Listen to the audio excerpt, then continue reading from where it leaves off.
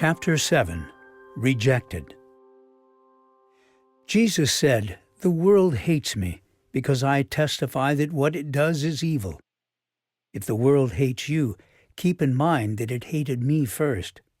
If they persecuted me, they will persecute you also. They will treat you this way because of me, for they do not know the one who sent me." So it is certainly true that all through the centuries since Jesus left, Christians have been persecuted in many places. This is the mark of true Christianity. The Bible tells Christians to endure patiently and wait for the kingdom of heaven. Again, Jesus is our example.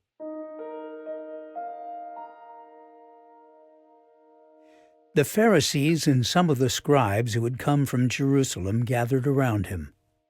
They observed that some of his disciples were eating bread with unclean, that is, unwashed hands. For the Pharisees and all the Jews do not eat unless they give their hands a ceremonial washing, keeping the tradition of the elders. When they come from the marketplace, they do not eat unless they have washed. And there are many other customs they have received and keep, like the washing of cups, pitchers, kettles, and dining couches. So the Pharisees and the scribes asked him, "Why don't your disciples live according to the tradition of the elders, instead of eating bread with ceremonially unclean hands?" He answered them, "Isaiah prophesied correctly about you hypocrites. As it is written, 'This people honors me with their lips, but their heart is far from me. They worship me in vain, teaching as doctrines human commands. Abandoning the command of God, you hold on to human tradition." Summoning the crowd again, he told them, "Listen to me, all of you, and understand. Nothing that goes into a person from outside can defile him, but the things that come out of a person are what defile him." When he went into the house away from the crowd, his disciples asked him about the parable. He said to them, "Are you also as lacking in understanding? Don't you realize that nothing going into a person from the outside can defile him? For it doesn't go into his heart, but into the stomach, and is eliminated." Thus he declared all foods clean.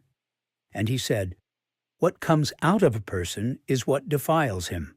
For from within, out of people's hearts, come evil thoughts, sexual immoralities, thefts, murders, adulteries, greed, evil actions, deceit, self-indulgence, envy, slander, pride, and foolishness. All these evil things come from within and defile a person." Then Jesus spoke to the crowds and to his disciples. "The scribes and the Pharisees are seated in the chair of Moses. Therefore do whatever they tell you and observe it. But don't do what they do, because they don't practice what they teach. They tie up heavy loads that are hard to carry and put them on people's shoulders, but they themselves aren't willing to lift a finger to move them. They do everything to be seen by others. They enlarge their phylacteries and lengthen their tassels. They love the place of honor at banquets, the front seats in the synagogues, greetings in the marketplaces, and to be called rabbi by people. But you are not to be called rabbi, because you have one teacher, and you are all brothers and sisters. Do not call anyone on earth your father, because you have one Father who is in heaven. You are not to be called instructors either, because you have one instructor, the Messiah. The greatest among you will be your servant. Whoever exalts himself will be humbled, and whoever humbles himself will be exalted." Woe to you, scribes and Pharisees, hypocrites! You shut the door of the kingdom of heaven in people's faces, for you don't go in, and you don't allow those entering to go in. Woe to you, scribes and Pharisees, hypocrites! You travel over land and sea to make one convert, and when he becomes one, you make him twice as much a child of hell as you are. Woe to you, scribes and Pharisees, hypocrites! You clean the outside of the cup and dish, but inside they are full of greed and self-indulgence. Blind Pharisee, first clean the inside of the cup, so that the outside of it may also become clean. Woe to you, scribes and Pharisees, hypocrites! You build the tombs of the prophets and decorate the graves of the righteous. And you say, if we had lived in the days of our ancestors, we wouldn't have taken part with them in shedding the prophets' blood. So you testify against yourselves that you are descendants of those who murdered the prophets. Fill up, then, the measure of your ancestors' sins. Snakes, brood of vipers, how can you escape being condemned to hell? This is why I am sending you prophets, sages, and scribes. Some of them you will kill and crucify, and some of them you will flog in your synagogues and pursue from town to town. Then the Pharisees went and plotted how to trap him by what he said. And one of them, an expert in the law, asked a question to test him. Teacher, which command in the law is the greatest? He said to him, Love the Lord your God with all your heart, with all your soul, and with all your mind. This is the greatest and most important command. The second is like it, love your neighbor as yourself. All the law and the prophets depend on these two commands. Meanwhile, a crowd of many thousands came together, so that they were trampling on one another. He began to say to his disciples first, Be on your guard against the leaven of the Pharisees, which is hypocrisy. There is nothing covered that won't be uncovered, nothing hidden that won't be made known. But the Pharisees went out and plotted against him, how they might kill him. Jesus was aware of this and withdrew. Large crowds followed him, and he healed them all. He warned them not to make him known, so that what was spoken through the prophet Isaiah might be fulfilled. Here is my servant whom I have chosen, my beloved in whom I delight.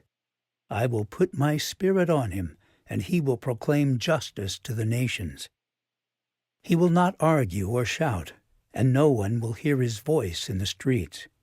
He will not break a bruised reed, and he will not put out a smoldering wick until he has led justice to victory.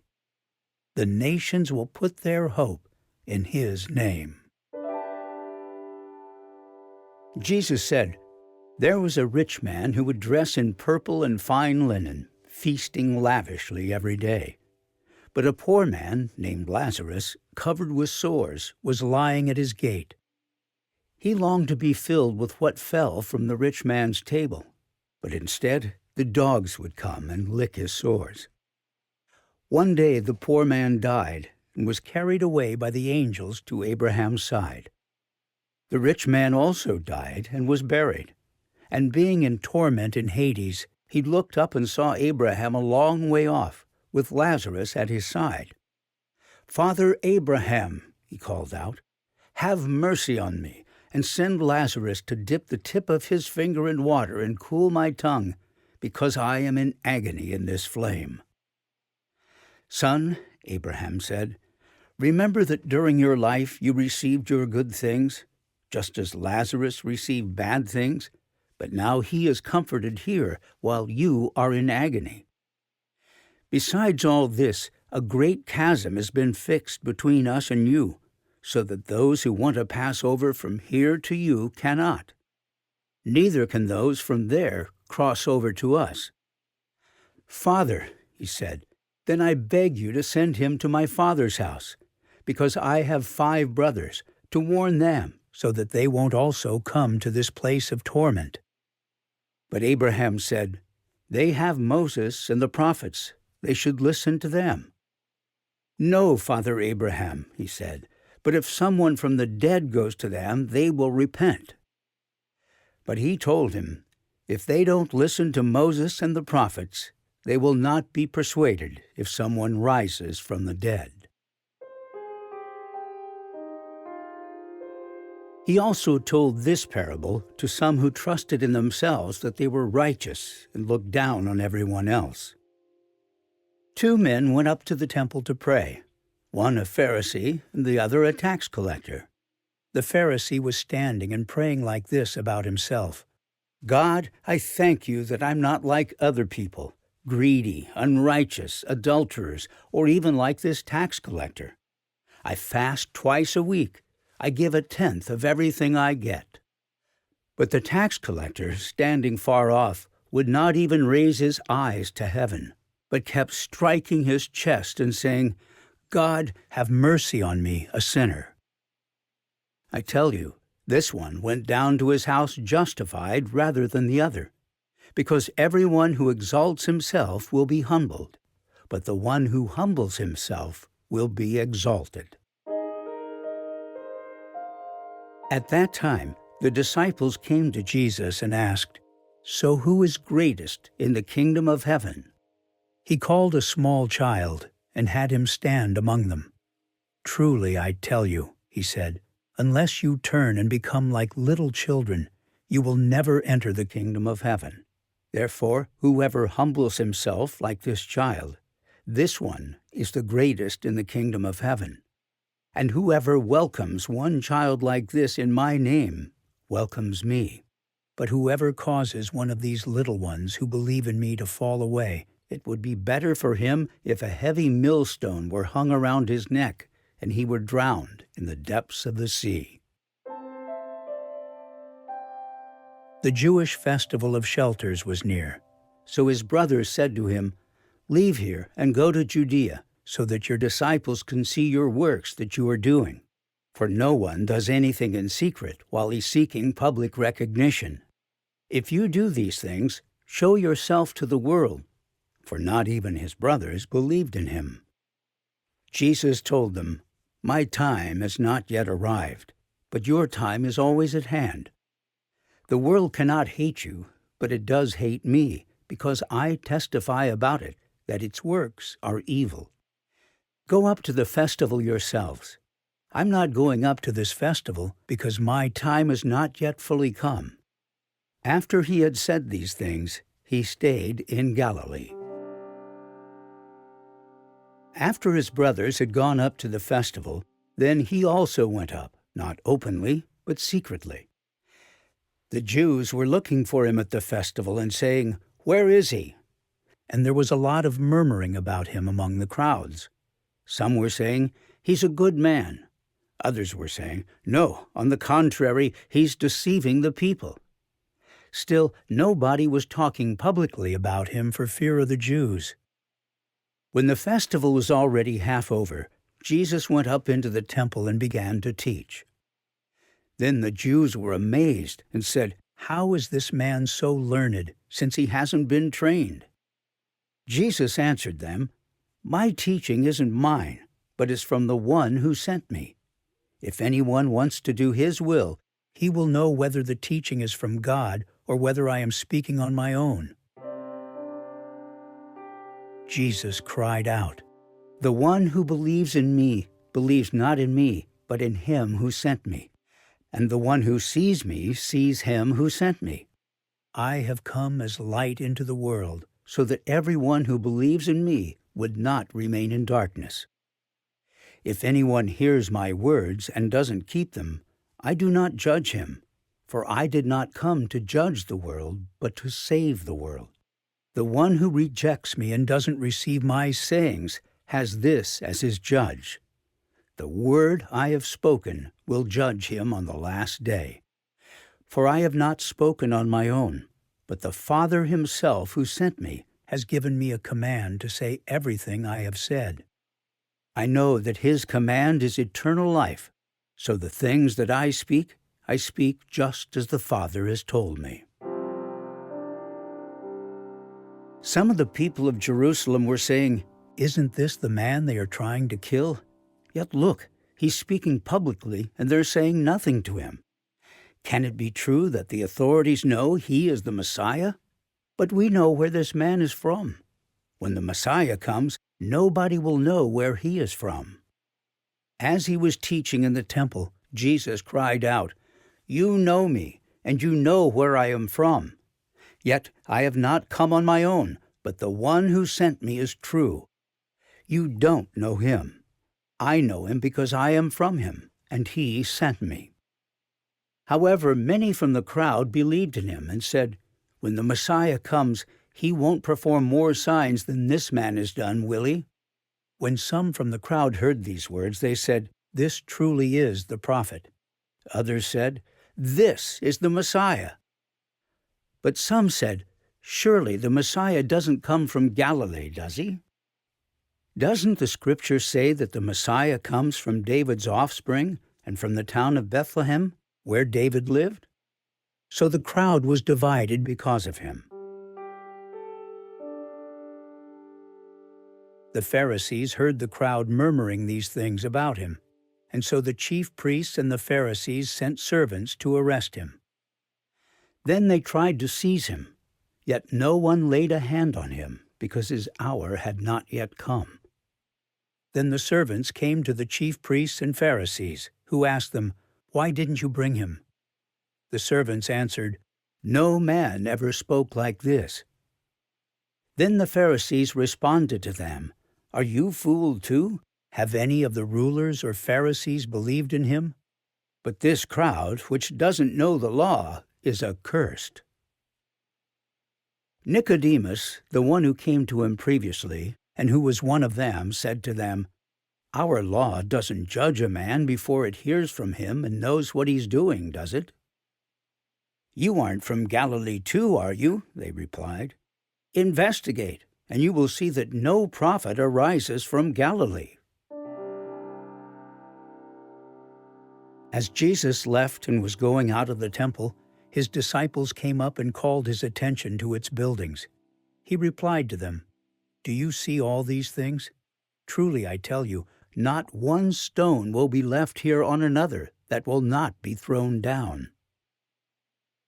While he was sitting on the Mount of Olives, the disciples approached him privately and said, "Tell us, when will these things happen? And what is the sign of your coming and of the end of the age?" Jesus replied to them, "Watch out that no one deceives you, for many will come in my name, saying, 'I am the Messiah,' and they will deceive many. You are going to hear of wars and rumors of wars. See that you are not alarmed, because these things must take place, but the end is not yet. For nation will rise up against nation, and kingdom against kingdom. There will be famines and earthquakes in various places. All these events are the beginning of labor pains. Then they will hand you over to be persecuted, and they will kill you. You will be hated by all nations because of my name. Then many will fall away, betray one another, and hate one another. Many false prophets will rise up and deceive many. Because lawlessness will multiply, the love of many will grow cold. But the one who endures to the end will be saved. This good news of the kingdom will be proclaimed in all the world as a testimony to all nations, and then the end will come. For those will be days of tribulation, the kind that hasn't been from the beginning of creation, which God created, until now, and never will be again. If the Lord had not cut those days short, no one would be saved. But he cut those days short for the sake of the elect, whom he chose. Then if anyone tells you, "See, here is the Messiah," "See, there," do not believe it. For false messiahs and false prophets will arise, and will perform signs and wonders to lead astray, if possible, the elect. And you must watch. I have told you everything in advance. But in those days, after that tribulation, the sun will be darkened, and the moon will not shed its light. The stars will be falling from the sky, and the powers in the heavens will be shaken. Then they will see the Son of Man coming in clouds with great power and glory. He will send out the angels and gather his elect from the four winds, from the ends of the earth to the ends of heaven. Heaven and earth will pass away, but my words will never pass away. Now concerning that day or hour no one knows, neither the angels in heaven nor the Son, but only the Father. Watch. Be alert, for you don't know when the time is coming. As the days of Noah were, so the coming of the Son of Man will be. For in those days before the flood they were eating and drinking, marrying and giving in marriage, until the day Noah boarded the ark. They didn't know until the flood came and swept them all away. This is the way the coming of the Son of Man will be. When the Son of Man comes in his glory, and all the angels with him, then he will sit on his glorious throne.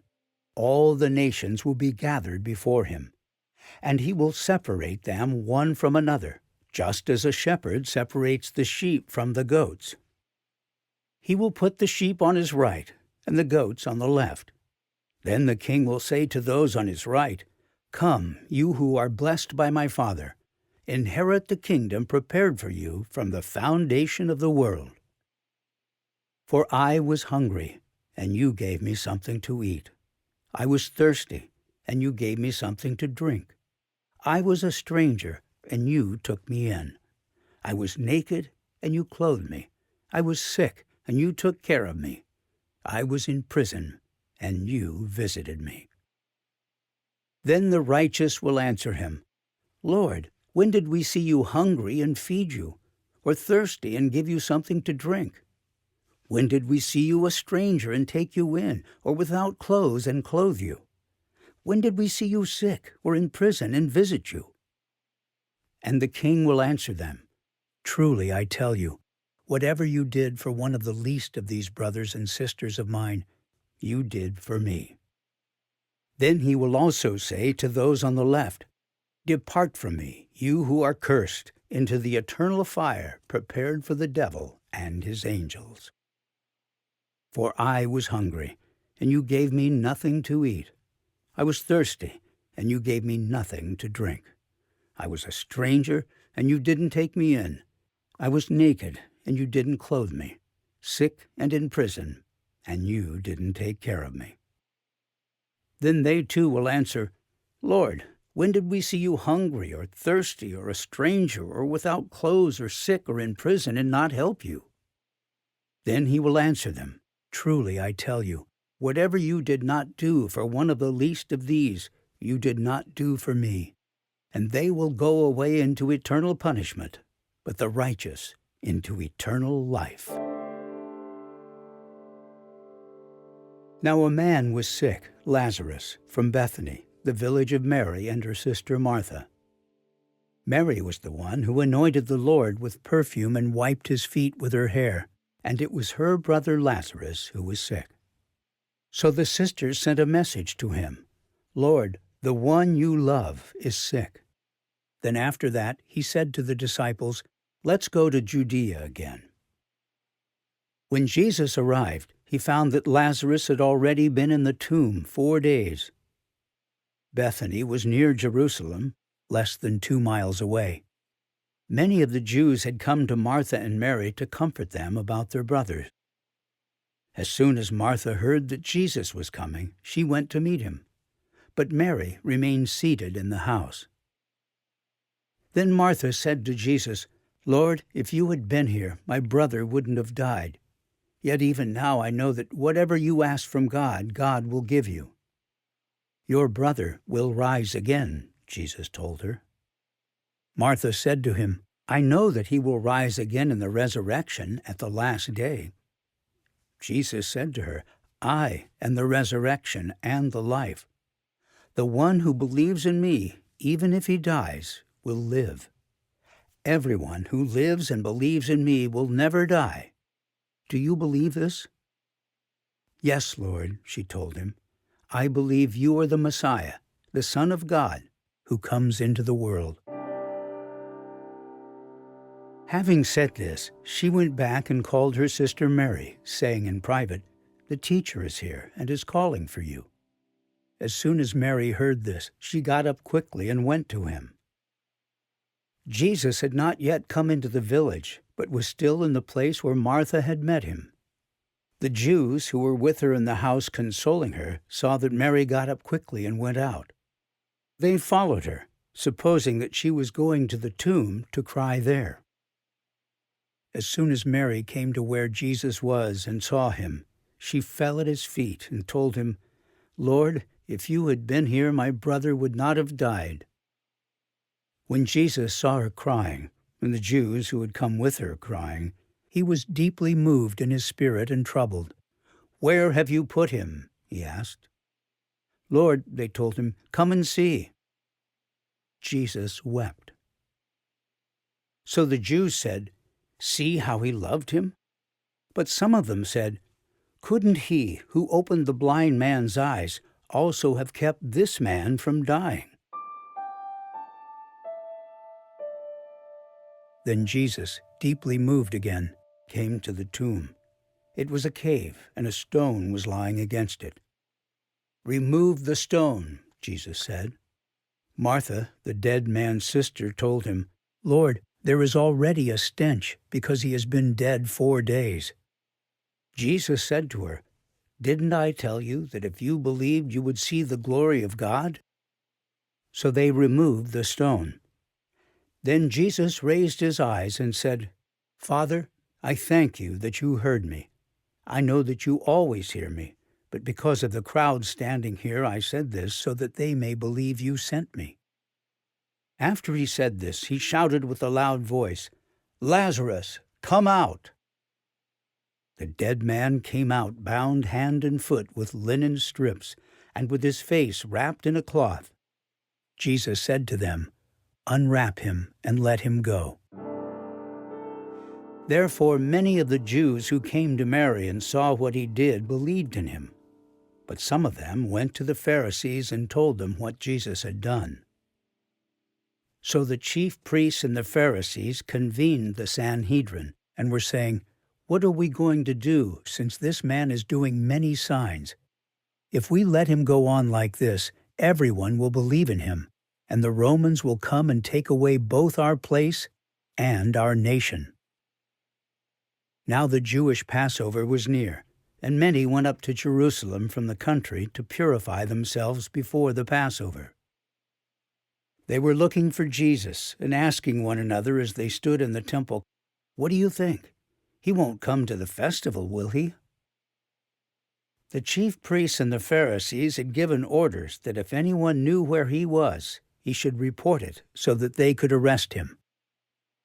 6 days before the Passover, Jesus came to Bethany, where Lazarus was, the one Jesus had raised from the dead. So they gave a dinner for him there. Martha was serving them, and Lazarus was one of those reclining at the table with him.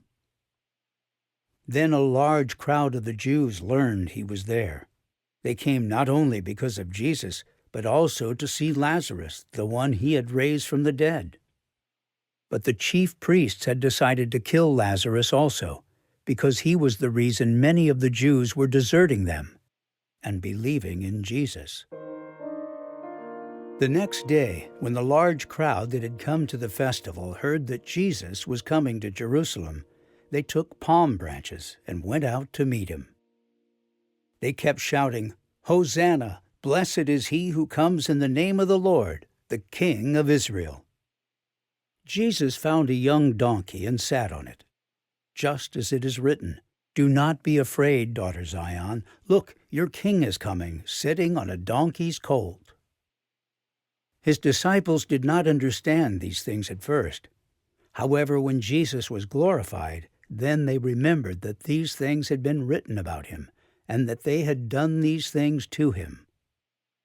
Meanwhile, the crowd, which had been with him when he called Lazarus out of the tomb and raised him from the dead, continued to testify.